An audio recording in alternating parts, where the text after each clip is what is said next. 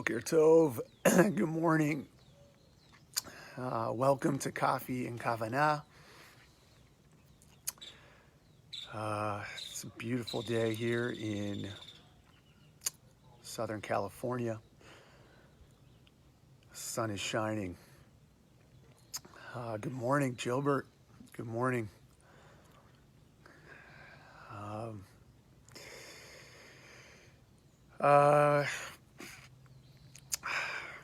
Hope everyone's doing well. We'll just quickly take a deep breath in and let it out. I find that often helps, at least helps me as I move through my day. Just pausing to take deep breaths. This morning, I actually wanted to bring a piece from Rabbi Shulweiss, may his memory be for a blessing, which I've been thinking about a lot as we had our culminating activities for all of our students at Valley Shalom Day School as we finish the school year. And so this is a piece from Rabbi Shulweiss, again, may his memory be for a blessing, Zichrono Livracha, from his book In God's Mirror. And in his book, Rabbi Shulweiss poses the question, what does Judaism tell us about the way that I or we are supposed to live our lives?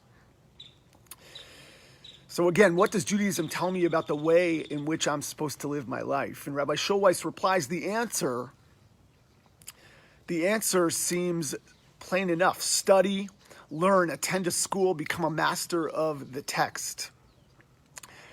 But Rabbi Shulweiss isn't satisfied with the simple answer. Because for Rabbi Shulweiss, study is not enough. That is, learning is a means, not an end. And so Rabbi Shulweiss goes on to share a story. He says, the first thing he says is, what is all this learning if then I turn around and I treat a parent disrespectfully? And then he shares an example of prayer. And he actually says, he quotes Rabbi Israel Salanter, the founder of the Musar movement, Jewish ethical and educational cultural movement that developed in 19th century Lithuania. And he writes, Salanter was an ethical and religious man, yet he was suspicious of public swaying. That's the shuckling of davening. You know, when people daven, they often sway very fervently. And so Salanter relates, even when you are praying with such enthusiasm, such passion, make sure that you don't trample the foot of your neighbor. Make sure that when you put on your talit, when you wrap yourself in your talit, you don't slap the face of your neighbor with its fringes. And so Rabbi Shulweiss concludes, so what is the end if not study, if not the practice of religious observance?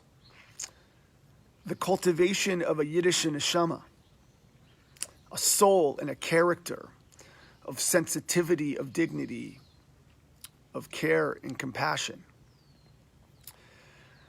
This piece from Rabbi Shulweiss's book really resonated with me this week as I reflect back on the school year. Because in essence, what Rabbi Shulweiss is saying is that our learning isn't for the sake of learning. It's not only for mental exercise, to exercise our minds, but there has to be a purpose behind it. It's how we then apply our learning to our lives. And so last night, yesterday, we were able to collect all the, at school we collected all of our kids' work from pre-quarantine. And we sat outside and our children shared with us their work. And as our youngest, our kindergartner, got to a piece of her work, her eyes lit up, and I'm going to share it with you right now. It's hard to see on the screen, so I'll read it. I'll read it to you also. But she started to describe this picture. You can see it. And she wrote, I have a dream that friends can help each other. And she went on and on for probably 10 minutes explaining this picture, explaining about Dr. Martin Luther King, who she learned about in school, explaining how everyone should just treat each other with love and kindness. And in my eyes started to light up. And,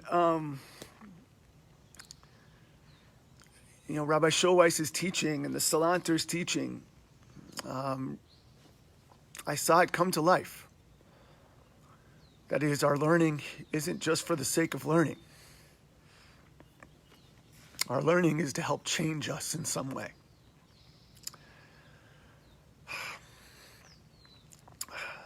So, as Rabbi Schulweis says, what is the end if not study, not the practice of religious observance? The cultivation of a Yiddish neshama, a soul, a character of sensitivity, of dignity, of care and compassion.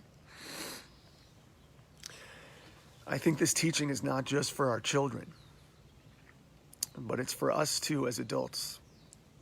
How can we take our learning, the learning that we do every day,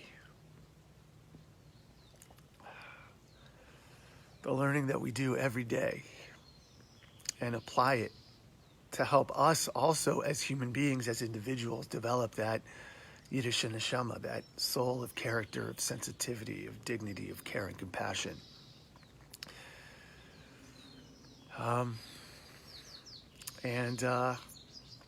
So as we look at the world around us, I thought this was very poignant today to think about Rabbi Schulweis's message and the Salanter's message, how each of us can do that for ourselves, for our children. And so with that, little something to think about as we enter Shabbat, as we reflect back on the week that passed and we think about the week to come. Let us think about how we can apply our learning to help us develop that character of sensitivity and compassion and dignity for all human beings. With that, Shabbat Shalom, everybody. I wish everybody a happy summer, a safe and healthy summer, and look forward to continuing to connect together with our entire community, for all of us to continue to connect, whether it's virtually or hopefully as we continue to move through summer, a little more in person in smaller groups as we learn to live with this virus and through this virus. Again, a healthy, meaningful, wonderful summer for everybody. Shabbat Shalom. Thanks for joining us, for those who are with us. Gilbert again, good to see you. Ami, Shirley, good to see you, Shirley. And Scotty, Rabbi Scott Wessel in the house. Shabbat Shalom, everybody. This is Rabbi Avi signing off.